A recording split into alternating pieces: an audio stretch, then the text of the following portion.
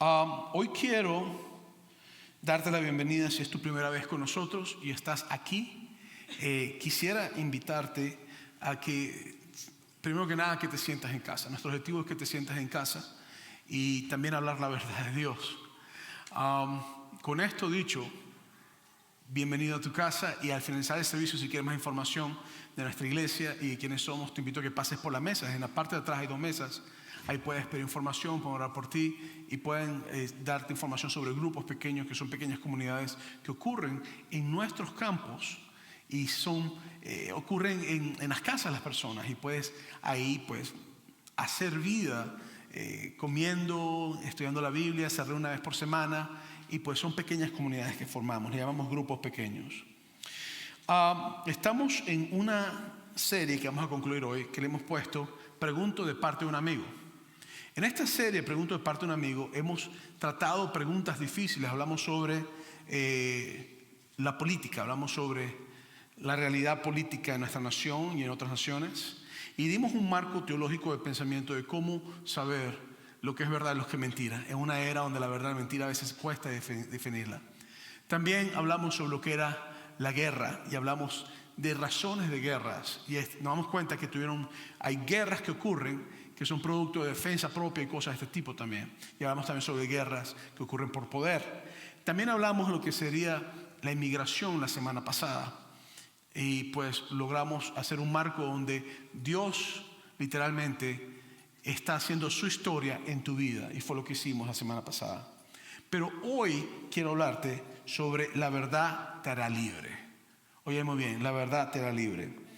Y en la época de la informática, porque estamos en la época de la informática, la época donde la información se mueve y fluye constantemente, en la época de la informática, la desinformación se ha convertido en el motor que ayuda a muchas personas a formar opiniones, conceptos, filosofías y creencias. Oye lo que estoy diciéndote. En la época de la informática, la desinformación se ha convertido en lo que ayuda a muchas personas a crear filosofías y tendencias. Y me gustaría hablarte rápidamente del señor Google. ¿Cuántos conocen al señor Google? ¿Sí lo conocen? Déjame decirte que el señor Google no solamente es un señor, es un doctor. ¿Conocen al doctor Google? ¿Conocen al maestro Google? ¿Conocen a los pastores, al pastor o los líderes cristianos Google? ¿Lo conocen? Una de las realidades es que en la época de la informática te sale un sarpullido en la pierna derecha y tú dices, tengo que ir al médico.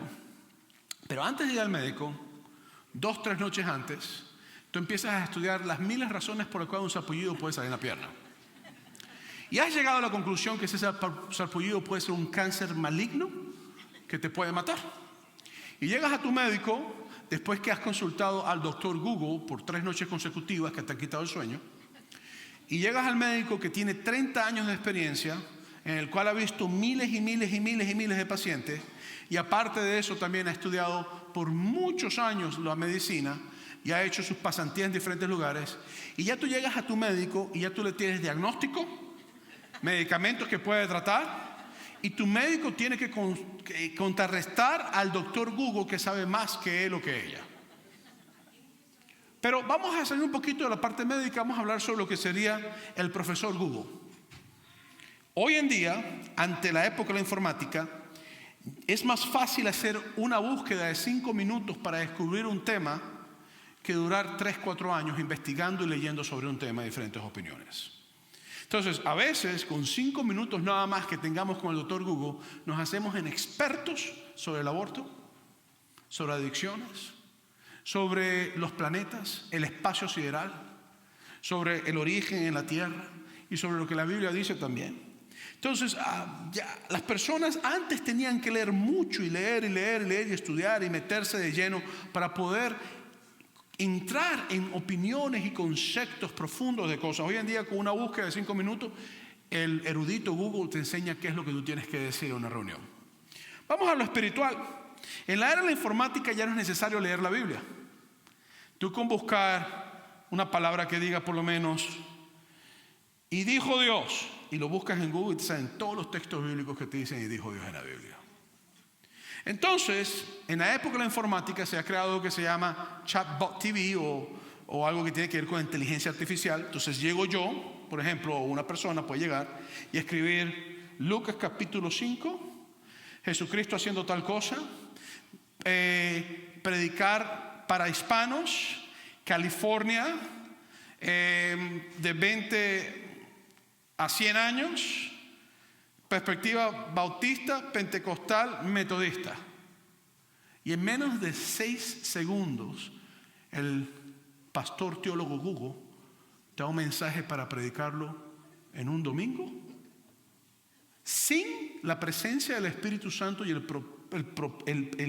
importante que es en la forma de buscar, ¿verdad? El proceso de recibir un mensaje en oración y en búsqueda de la palabra. Entonces, el reto con esto, y no estoy diciendo que Mr. Google es malo, es que no nos damos cuenta que Mr. Google también mueve tópicos y miles de artículos en base a lo que a la red le funciona y le sirve, y no en realidad a lo que es la búsqueda de la verdad. Ojo con lo que estoy diciendo. Y el reto es que la verdad deja de depender de un proceso. La verdad deja de depender de un proceso de discernimiento, de prueba detallado, espiritual, racional, cognitivo, educativo, intelectual, ético, moral y experiencial. Entonces la verdad empieza a caer y se convierte en una idea manipulada para alcanzar un objetivo y un propósito. Entonces la verdad se convierte en una idea manipulada para alcanzar un objetivo y un propósito.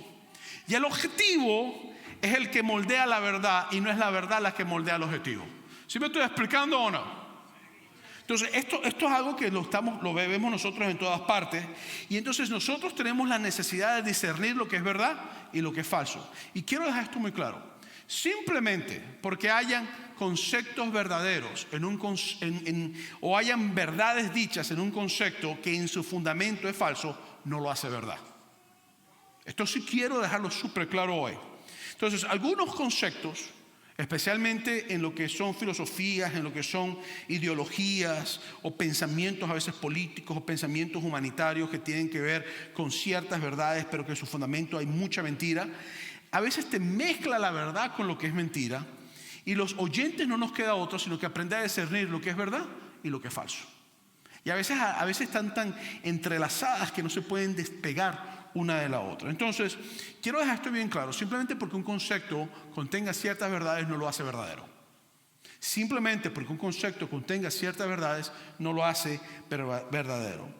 Entonces, me gustaría un ejemplo bíblico para poder presentar esto mejor. En Lucas capítulo 4, versículos 9, nos habla acerca de 40 días de tentación que tuvo Jesús en el desierto. Dice que el Espíritu Santo llevó a Jesucristo al desierto para ser probado o tentado, y ahí Satanás lo tentó por 40 días y 40 noches. En el versículo 9 dice: y le llevó a Jerusalén. ¿A quién llevó? A Jesús. ¿Quién lo llevó? Satanás. Y le puso sobre el pináculo del templo. ¿Cuál es el pináculo del templo? La parte más alta del templo. Y el templo era muy alto, súper alto. Y le dijo: si eres hijo de Dios, échate de aquí abajo. Entonces quiero que pensemos en esto, porque le está diciendo una verdad en forma de pregunta. Le está diciendo: si eres hijo de Dios, y nosotros creemos que Jesucristo era el hijo de Dios, y sabemos bíblicamente que Jesucristo es el hijo de Dios humanado, y le dice: échate de aquí para abajo. Entonces esto, que es una verdad, es reinterpretado, manipulado, para que lo que es verdad se convierta en una mentira. Entonces, ¿qué pasa? Satanás dice: si tú eres hijo de Dios, tírate y demuéstramelo. Si Cristo hubiera dicho: claro que sí lo soy, me voy a tirar, tenemos un problema teológico, porque ahora Jesucristo está obedeciendo a Satanás. Entonces, Dios humanado está dándole poder al enemigo que no tiene que tener ni recibir. Y aparte de eso, tenemos también que comprender algo: que Cristo Jesús es el Hijo de Dios, es la segunda persona en la Trinidad, Padre y Espíritu Santo, es una persona de la Trinidad que se humanó y se hizo carne. ¿Cuál es el problema con que se hizo carne? Que si se hubiera tirado se mata. ¿Sí me explico o no me explico? Entonces no hubiera muerto por el pecado del mundo, aunque quizás Dios lo puede haber resucitado, si ese es el problema, pero no ha muerto por el pecado del mundo, sino que ha muerto por comprobar que él era el Hijo de Dios. Muy diferente. Y aquí entramos nosotros en otra situación, que es: Satanás manipula la verdad de Dios y la reinterpreta para crear de la verdad una mentira. Entonces, ¿cómo lo hace? Vamos al versículo 9 nuevamente de Lucas capítulo 4. Y lo llevó a Jerusalén y le puso sobre el pináculo del templo y le dijo: si eres hijo de Dios, échate de aquí abajo, porque escrito está: sus ángeles mandará cerca de ti que te guarde. Versículo 11: y en las manos te sostendrán para que no tropieces con tu pie en piedra. Entonces, eso es una verdad escrita en el Salmo 91, versículos 11 y 12, donde dice: pues a sus ángeles mandará cerca de ti que te guarden en todos tus caminos, y en las manos te llevarán para que tu pie no tropiece en piedra. Entonces, la verdad de Dios está escrita, pero Satanás agarra la verdad de Dios, la reinterpreta, la presenta de una forma distinta, y la verdad la usa como una base para hacer una mentira y para tentar a Jesús. Sin embargo, esta reinterpretación satánica de la verdad de Dios manipula la verdad para obtener una mentira disfrazada de verdad. Y ya parezco Cantinflas hablando, ya parezco Eugenio Derbez hablando, ¿ya? Al filósofo Eugenio Derbez. Entonces, ¿cuál es la respuesta de Jesús ante tal manipulación? Lucas 4:12. Respondiendo Jesús le dijo: dicho está, no tentarás a tu Dios. Y cuando el diablo hubo acabado toda tentación, se apartó de él por un tiempo. Entonces Jesús respondió con la verdad absoluta de Dios para contrarrestar una manipulación de la verdad que te lleva a una mentira absoluta. ¿Me estoy explicando o no? Estamos filosofando un poquito aquí hoy. Dicho esto, cuando Jesucristo dijo: no tentarás al Señor tu Dios, es otra verdad que está en Deuteronomio capítulo 6 y en otras partes de la Biblia. Versículo 16 dice: no tentarás al Señor. No tentaréis al Señor vuestro Dios como lo tentaste en masa. Entonces, la palabra de Dios te dice verdades que a veces el enemigo puede venir y tratar. Por ejemplo, te doy un ejemplo. Estás en el Evangelio, fallaste, hiciste lo que no tenías que hacer. La Biblia dice que la paga del pecado es vida, ¿verdad? Es muerte. Ok. Entonces, tú fallaste, vienes a la iglesia, estás arrepentido de lo que hiciste, y sabes que la paga del pecado es muerte. Entonces, la verdad es que la paga del pecado es muerte. Entonces, Satanás empieza a trabajar la verdad de que la paga del pecado es muerte, y empieza a lo mejor a atacarte, o empiezas a escuchar otras interpretaciones, otras cosas, que tu pecado no puede ser perdonado. Cuando la Biblia dice que en la cruz del Calvario Cristo llevó nuestros pecados.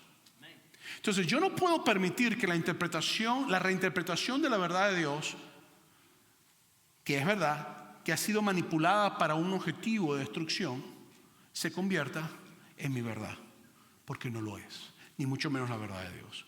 Para muchas personas, el sentimiento de soledad, el sentimiento de no saber qué hacer, a veces tiene que ver con medias verdades que han sido manipuladas. Para muchas personas, a veces la lucha interna emocional o la lucha interna espiritual tiene que ver con medias verdades que han sido manipuladas.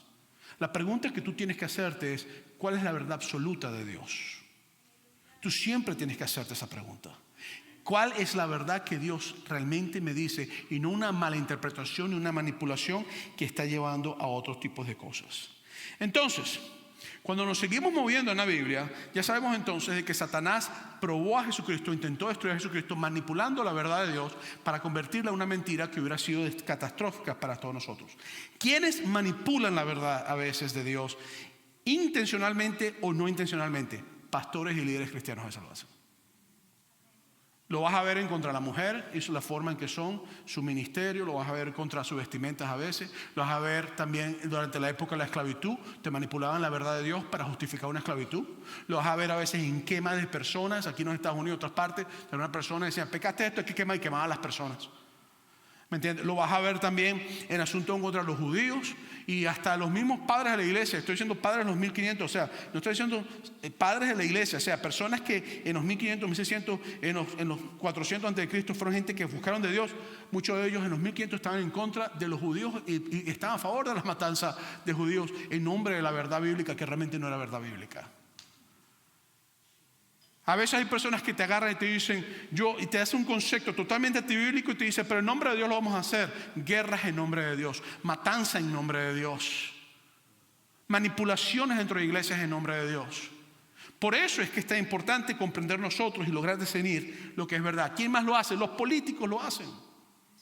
Políticos son expertos en agarrar medias verdades o ciertos conceptos con verdades y manipularlo al punto donde tú creas mentira que tiene ciertas verdades. A veces nosotros los padres lo hacemos con nuestros hijos. Todos de una forma u otra hemos pecado en esta área. Especialmente cuando la verdad me conviene para lo que yo quiero. Entonces tenemos que tener cuidado con esto. Y Jesucristo le dice a un grupo de personas que habían escuchado muchas palabras de muchos líderes religiosos de su época y que ahora estaban escuchando a Jesucristo. En Juan capítulo 8, versículo 31, dice así: dijo entonces Jesús a los judíos que habían creído en él. Entonces ya me dejan saber que estas personas habían creído en Jesús. Dice: si vosotros permaneciereis en mi palabra, seréis verdaderamente mis discípulos. ¿Permanecerás en sus palabras? Entonces yo tengo que hacerme la pregunta: ¿por qué es tan importante permanecer en sus palabras? ¿Por qué Jesucristo dice que si yo permanezco en sus palabras, entonces yo soy realmente un discípulo de él? ¿Qué quiere decir esto?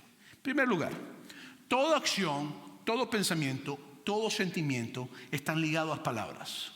Hoy estoy diciéndote, tú no puedes separar lo que tú sientes de las palabras para comunicarlo. De hecho, tú logras comunicar pensamientos, ideas, sentimientos por las palabras que tú comprendes. El pensamiento humano está ligado a la palabra y la palabra está ligada al pensamiento humano. Es tan fuerte esto que estoy diciendo que cuando tú hablas en un idioma, así como es el concepto estructural de las palabras, así es la filosofía y pensamiento en el idioma. Te doy un ejemplo. Para los chinos no existe el futuro. El chino te dice voy a ir a tu casa o yendo a tu casa.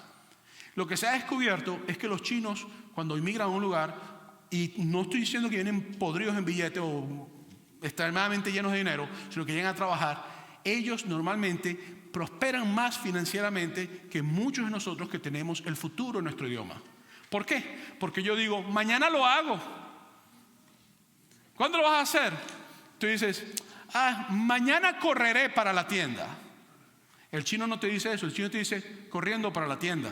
Tú tienes que terminar si es mañana, martes, y la forma que lo dices es el martes te estaré corriendo para la tierra. Pero nosotros en español manejamos el concepto de futuro. En el idioma chino no se maneja el concepto de futuro como en español lo manejamos. Entonces nosotros dejamos para mañana lo que podemos hacer hoy. En los chinos, ellos, como su concepto es un futuro constante o un presente constante, ellos te manejan el presente constantemente. Entonces eso los ha hecho a ellos alcanzar a veces más dinero que nosotros los latinos. ¿Me estoy explicando o no? Y todo tiene que ver con estructura de pensamiento de palabras. Cristo dijo que si nosotros permanecíamos en su palabra, realmente éramos sus discípulos. ¿Por qué? ¿Qué implica permanecer en las palabras? Al haber palabras dichas, hay ideas, hay pensamientos, hay filosofías, hay doctrinas que son fundamentales, verdaderamente únicas para la salvación de tu alma. Y Cristo dice, no es cuestión de que tú escuches una palabra, es cuestión de que tú permanezcas en mis palabras. No es cuestión de que tú creas que mi verdad es una verdad entre muchas verdades, es que tú comprendas que mi verdad es la única verdad en que tú tienes que permanecer. Eso es lo que Cristo está diciendo. Entonces, estos hombres judíos habían creído en Jesús, pero también seguían a los rabinos y a todos los líderes religiosos de su época, y para ellos la verdad de Jesucristo era simplemente una verdad más dentro del montón de verdades que había. Y eso es un problema, porque los líderes religiosos de Jesucristo decían que la salvación era por las obras que tú hacías. Y Cristo está diciendo, no es por sus obras, es por mi obra en la cruz del Calvario que voy a hacer por ustedes. Cristo estaba diciendo, no es porque tú diezmes que eres salvo o tú ofrendes que eres salvo, es por la sangre que va a ser derramada en la cruz del Calvario que tú vas a lograr llegar al Padre.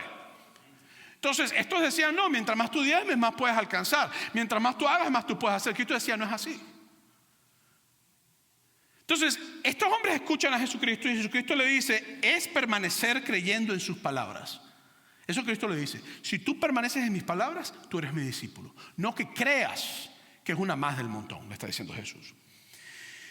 Entonces, cuando tú sigues yendo a Juan capítulo 10, versículo 27, Jesucristo te habla sobre este mismo concepto. Te dice, mis ovejas oyen mi voz y yo las conozco y me siguen. Y yo les doy vida eterna y no perecerán jamás, ni nadie las arrancará de mi mano. Entonces Jesucristo está diciendo que para ser oveja de Él, para poder permanecer a Él, hay que hacer ¿qué? ¿Escuchar qué?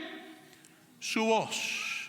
¿Y qué implica escuchar su voz, escuchar su palabra, atesorar su palabra y seguir su palabra? Porque las ovejas siguen la voz y las palabras de su pastor. Entonces, esto es muy importante. ¿Sí me estoy explicando o no me estoy explicando? No parezco Eugenio Derbez, ¿verdad que no? Es un programa con, ¿verdad que no? Ok. Entonces, Dios comprendió la importancia de que su mensaje no cambiara. Entonces, en una época donde las historias y la teología era oral, ¿qué hizo Dios? La mandó a escribir. Entonces, toda la Biblia, en una época donde las cosas se hacían oralmente, fue escrita. ¿Para qué? Para que no pudiera ser cambiada y se mantuviera siempre fiel y verdadera. Por eso es que Cristo dijo: el cielo y la tierra pasarán, mas mis palabras. Por eso es que Pablo dijo que toda escritura es útil para redarguir, para enseñar, para confrontar al hombre, a la persona de Dios. ¿Por qué? Porque el objetivo de Dios es comprender que es a través de su palabra que yo me puedo permanecer firme y permanecer donde tengo que estar. Entonces, regresamos a Juan capítulo 8. Después que Cristo le dijo que tienen que permanecer en sus palabras, le dice en el versículo 32 de Juan capítulo 8: y conoceréis la verdad, y la verdad os hará libres. Y esto es bien importante. Oye muy bien. La verdadera y la única forma de no ser engañado por una mentira, ¿cuál tú crees que es? ¿Conocer la mentira? No, es conocer la verdad. Los que trabajan haciendo asuntos de falsificaciones, ellos no pierden tiempo estudiando las falsificaciones. Ellos se enfocan en estudiar los originales. Porque entonces, si tú dominas los originales, cuando venga algo que es falso, tú dices: esto es falso. ¿Cómo tú sabes? Porque yo conozco el original. No, eso es falso. El original, el verdadero, no es así. ¿Que sí lo es? No lo es. ¿Cómo tú sabes? Tengo no sé cuántos años estudiando y lo voy a seguir estudiando hasta el día que me muera. Esto es falso. Esto es verdad. Esto es falso. Entonces, aún los que trabajan con asuntos de billetes falsificados o con monedas falsificadas, ellos aprendían una esencia, y era aprender qué era el billete verdadero antes de pasar tiempo aprendiendo lo que era falso. Entonces, la mejor forma de evitar caer en mentiras es conocer la verdad.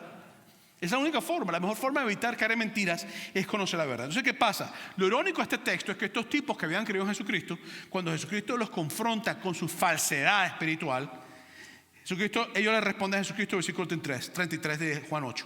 Le respondieron: linaje de Abraham somos y jamás hemos sido esclavos de nadie. Mentira, porque habían sido esclavos en Egipto. Y segundo, ellos estaban bajo opresión romana. Entonces sí estaban esclavizados hasta cierto punto financieramente en otras áreas. Jamás hemos sido esclavos de nadie. ¿Cómo dices tú, seréis libres? En otras palabras, Jesús, tu verdad no es la única. Nuestros rabinos, nuestros maestros nos han enseñado la verdad, y tú eres una verdad más entre el montón. Y ahora andas diciendo que nosotros, que somos hijos de Abraham, escogidos de linaje antes de nacer, gente especial, que tenemos todos los dones espirituales, tú nos estás diciendo a nosotros que nosotros somos no tan buenos como tú eres, porque tú dices que tú eres el hijo de Dios. Tú estás loco, tú no sabes lo que estás diciendo. El asunto es que no comprendieron que Jesucristo estaba hablando sobre conceptos manipulados y lo que es genuinamente verdadero. Y esto lo vemos todos nosotros, todas las noticias, y te quiero dar varios ejemplos, ¿ok? Y yo no estoy atacando a nadie. Lo que voy a decir, por favor, no es un ataque. De hecho, si tú estás aquí hoy o nos estás viendo en las cámaras y tú te identificas como el tipo de personas que yo estoy hablando ahorita, no te estoy atacando. Lo que quiero es que pienses en el concepto que voy a tirar. Te doy un ejemplo con el concepto de género. Hoy en día, la definición filosófica de lo que es ser una mujer es un hombre o cualquier persona que se sienta mujer. La definición física, biológica es distinta, ¿verdad? Alguien que nace con los cromosomas de mujer. Pero hoy en día yo puedo llegar como hombre ahorita y pararme aquí y decir: señores, yo me identifico como mujer, yo soy mujer. Y en lo que es políticamente correcto, todo el mundo tiene que llamarme ella. ¿Ok? Entonces yo puedo decir que eso es verdad, pero yo no puedo ir a una escuela y meterme y decir: yo me quiero inscribir para entrar en 5º grado porque yo soy un niño de 10 años, varón. Me van a decir: tú estás loco, no es verdad. Y yo le voy a decir: pero ¿por qué no es verdad si yo me identifico así? Si yo me identifico así, tú tienes que aceptarlo. No, no estás bien. Pero si me identifico como mujer, sí tengo que aceptarlo, pero como niño no. Es más, a partir de ahora yo me identifico como un hombre de 25 años, punto, se acabó. Ya somos dos. A partir de ahora me identifico como un hombre fornido, esbelto, apuesto, con pelo en la cabeza, elegante, y me identifico como un hombre de 6 pies o 2 metros de altura. Tú sí tienes 2 metros de altura, yo no. ¿Sí me explico lo que estoy diciendo? Entonces, esto sigue pasando por todos lados. Pasa en la política, pasa con pastores, pasa con líderes cristianos, con gente en el ministerio. Entonces nos paramos a predicar en el púlpito y decimos, mientras más ofrendes, más Dios te va a bendecir. ¿Really? ¿En serio?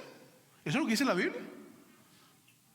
Y te va a bendecir monetariamente. ¿En serio? Si la bendición de Dios es completa, no es solamente en una sola área. Entonces yo tengo que comprender que yo no puedo seguir cayendo en estos sistemas de falsedad.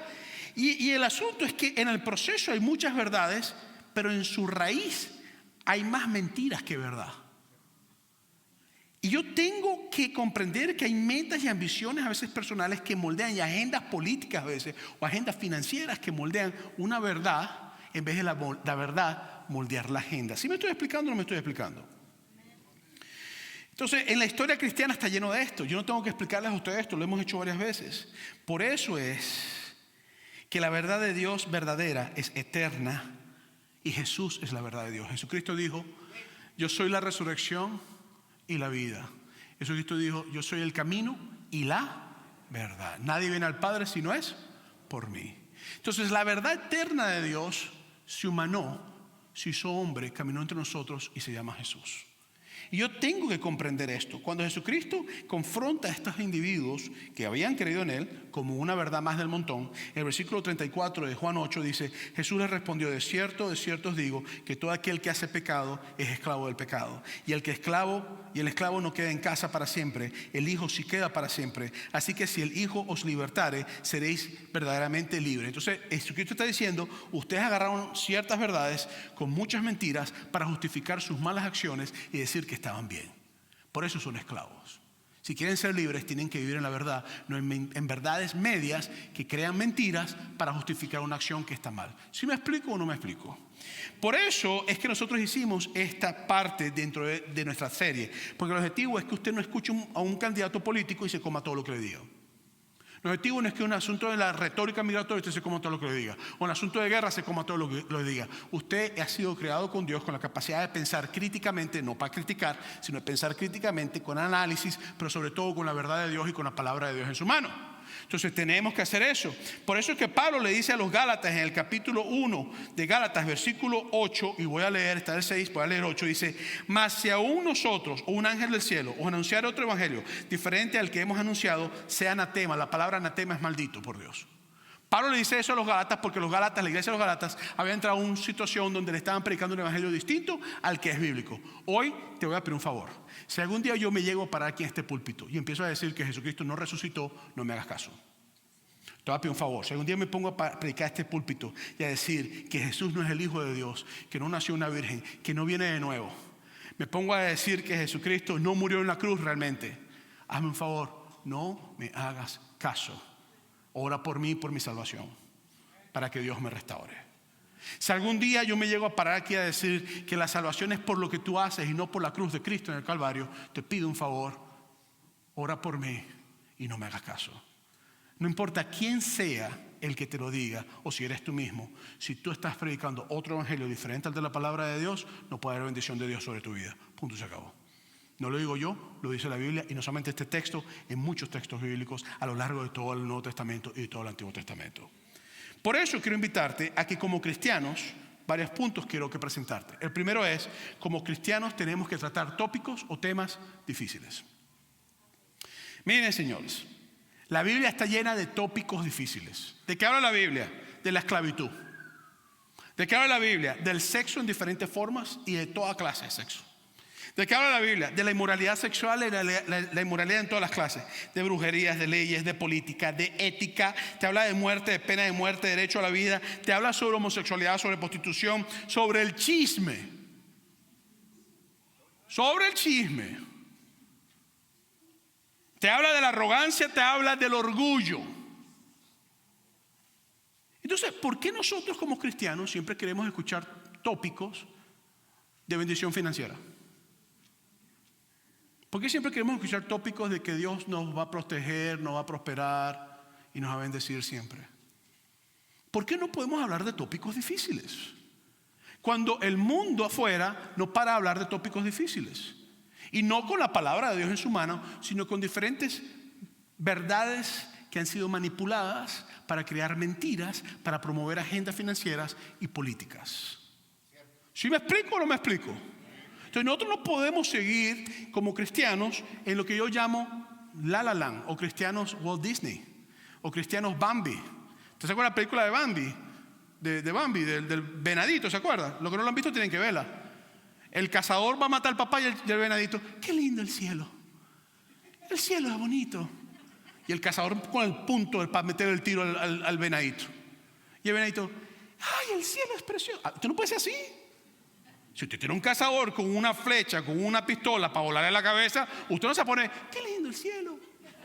Usted va a decir, quítate muchacho, que no mete un tiro, ¿qué te pasa? Entonces, a veces nosotros nos hemos acostumbrado que en las iglesias nos tiren mensajes para yo sentirme bien. Y claro, usted tiene que salir aquí inspirado por la palabra de Dios. Tiene que salir renovado por la verdad de Dios. Pero la verdad de Dios está lleno de tópicos difíciles. De adulterios, fornicaciones, brujerías, pornografía, chismes, mentiras, divisiones, traiciones familiares. Entonces, ¿por qué nosotros no podemos hablar de esto? La iglesia tiene que confrontar este tipo de tópicos. En Colosenses capítulo 4:5 dice: andad sabiamente para con los de afuera, rindiendo el tiempo, sea vuestra palabra siempre con gracia, sazonada con sal, para que sepáis cómo debéis responder a cada uno. Entonces, la iglesia, si no fija posición bíblica verdadera, llena de compasión y de humildad y del amor de Dios, perdemos la relevancia para hacer ministerio en una sociedad que se está perdiendo en medias verdades disfrazadas de verdad que son mentiras. A mí me preocupa cuando nosotros nos encerramos en 4 paredes y decimos, esta es la iglesia de Cristo. Señores, la iglesia de Cristo tiene que estar afuera. Hace 2 semanas atrás, en la escuela donde atiende mi hijo, una chica se montó en el puente de la Heaven, y ahí en el 210, y brincó de ese puente y murió de una forma horrible. Y yo estaba orando y diciéndole a Dios, Dios mío, yo sé que en esa escuela hay un club cristiano. Yo estaba, Dios mío, yo no sé qué pasó con esa chica, de qué manera pasó. Después, 2 semanas más tarde, otro chico que era amigo de ella hizo lo mismo, de otra forma. Y yo me hago la pregunta, ¿dónde estamos nosotros como iglesia? Hablando de que Dios nos prospera, que Dios nos bendice, qué bonito, qué chévere, qué bueno. Mientras tanto hay una agenda totalmente de género, una agenda migratoria ocurriendo, una agenda de una generación que le cuesta confrontar problemas porque todo es depresión y ansiedad. ¿Y la iglesia qué está haciendo? Hablando de que más diezmas, más dinero Dios te va a dar a ti. ¿Ustedes creen que eso es lo que Dios nos llamó a nosotros a hacer? Dios nos llevó a nosotros a ser la luz en medio de la oscuridad del mundo. Dios nos llamó a nosotros a ser la sal de la tierra que sala lo que ha perdido su sabor. No te conformes con venir aquí a escucharme a mí. Yo no soy nadie importante. Dios es el único importante. Sal a predicar la palabra de Dios. No te conformes a venir solamente a la iglesia, a estar en servicios. Y no lo hagas con una Biblia para caerle biblazos a la persona tampoco. Predica en tu trabajo sin hablar. Y cuando sea el momento de hablar, habla. Predica en tu escuela por amar a aquellos que no aman. No te conformes simplemente cuando decís, yo soy miembro de esta iglesia, la iglesia más grande del mundo. No existe la iglesia más grande del mundo. Existe solamente el Dios y el Salvador más grande del mundo. Conformémonos con hacer el propósito y la palabra de Dios en su verdad. La iglesia tiene que hablar tópicos difíciles. La segunda cosa es la pregunta. La iglesia, o como cristianos, tenemos que hacer preguntas buenas. Mire, nosotros tenemos que hacernos preguntas como, ¿cómo sabemos que Dios es real? Todo el mundo hace esa pregunta. Y cuando usted le dice a su hijo, papá, ¿cómo no hacen los niños? Una cigüeña te trae, mi hijo, no te preocupes. Es más, tú amaneciste ahí, un día nos acostamos y apareciste ahí en la puerta. Yo soy recogido. No, tú no eres recogido, tú eres parte de nosotros, pero ahí está, no ha pasado nada. O sea, Y entonces el chamito te lo preguntó a los 5 años, tú le dijiste eso, el chamito va para la escuela y cuando llega a los 10 años te da una cátedra sexual de cosas que son y no son. Y tú dices, ¿y cómo pasó esto? Porque no hiciste la pregunta bien y aceptaste la pregunta. Se ponen los colores a la cabeza cuando te hicieron la pregunta. En vez de tomar una oportunidad para trabajar la palabra de Dios y la verdad de Dios en la vida de tu hijo y no ser después él deformado por un concepto y una agenda política que está buscando dinero y destruye una generación. Entonces, nosotros hacemos preguntas es, ¿por qué si Dios es tan bueno hay tantas cosas malas pasando en el mundo? Te da esa pregunta, yo no sé, yo me voy de aquí, Señor te reprenda, Satanás, fuera. No, responde la pregunta. Y si no sabes, busca la respuesta con nosotros y vamos a hablarla. Tenemos que hacernos preguntas como, ¿cómo puedes estar tan seguro que Jesús es quien tú crees quién es Él? Porque si yo digo que Cristo Jesús es Salvador, yo tengo que estar seguro. No porque te lo digo yo en la iglesia, tú lo vas a creer. El pastor Moisés dijo eso, entonces lo vas a creer. Entonces yo te digo a ti que los marcianos existen, que Cristo es un marciano, ¿también lo vas a creer? No, tú tienes que creer porque tú estás seguro de lo que está diciendo, porque un encuentro con Jesucristo que te ha transformado y la verdad de Dios ha trabajado en tu vida. No porque yo te lo digo, o porque te lo dice otro líder, o una de nuestras líderes te lo dice. Tú tienes que hacer preguntas como, ¿por qué estás tan seguro que lo que tú dices es la verdad? Porque hay tantas verdades relativas que tú tienes que ir a una conclusión. Bueno, lo que tú sientes es verdad o mentira. ¿Tú crees que yo estoy aquí porque soy pastor nada más? No, yo soy pastor porque yo creo que esta es la verdad. Si no, no estoy aquí predicando. Pues eso fue una pérdida de tiempo entonces. Entonces, en medio de esto, yo quiero leerte lo que te dice Pedro. Pedro te dice en 1 de Pedro capítulo 3, 14 adelante, mas también si alguna cosa padecéis por causa de la justicia, bienaventurados sois. Por tanto, no os amedrentéis por temor de ellos, ni os conturbéis, sino santificar a Dios el Señor en vuestros corazones y estar siempre preparados para presentar defensa con mansedumbre y reverencia ante todo aquel que demande razón de la esperanza que hay en vosotros. Entonces yo soy llamado a estar listo para responder cualquier pregunta. Eso no quiere decir que vas a saber otra cosa más. Tú no tienes que saberlo todo. Y si no sabes, y sabes que no sé, pero dame una semana, 2 semanas y yo voy a ver cómo te respondo si es que puedo responderte. Porque hay cosas que son reveladas por Dios y hay cosas que Dios no ha revelado. Así de sencillo. Y tú no puedes inventar algo porque quieres verte bien. Entonces, tercera cosa, como cristianos tenemos que estudiar la palabra de Dios. O sea, ¿cómo es posible que a veces nosotros como cristianos, Google se ha convertido en nuestro maestro teológico? Imagínate que yo llegue aquí los domingos y me vaya todos los domingos a preparar el texto bíblico y en vez de meterme a orar, de discernir, de pasar por proceso cognitivo, experiencial, un proceso racional, un proceso en la presencia de Dios, yo llego y escribo en ChatGPT, mensaje, iglesia Sunrise, preparado sobre Lucas capítulo 5 y llego aquí a predicar ese mensaje para ti. No hay un proceso de oración, no hay un proceso de búsqueda, no hay un proceso de desarrollo espiritual, sino que mi mentor espiritual Google me dio el mensaje para tú predicarlo. Ahí no hay mover del espíritu. No puede existir evangelio sin mover del espíritu, que es a través de la palabra de Dios. O sea, yo no puedo ser un cristiano donde la palabra de Dios no viva en mi vida. Si yo soy cristiano, yo tengo que estudiar la palabra de Dios. Entonces, los eruditos dijeron, mire mi hermano, con todo respeto, esto estaba leyendo una cosa que dice que ha cambiado el sistema evolutivo, otra cosa. Después leo otra que dice, todos 20, 15 años la ciencia cambia sus conceptos. Y cambian verdades que habían dicho y dejan de ser verdades. La Biblia siempre ha sido, la misma Biblia que Jesucristo habló era el Antiguo Testamento y le tengo noticia, es igualita a la que tenemos nosotros hoy en día, no ha cambiado.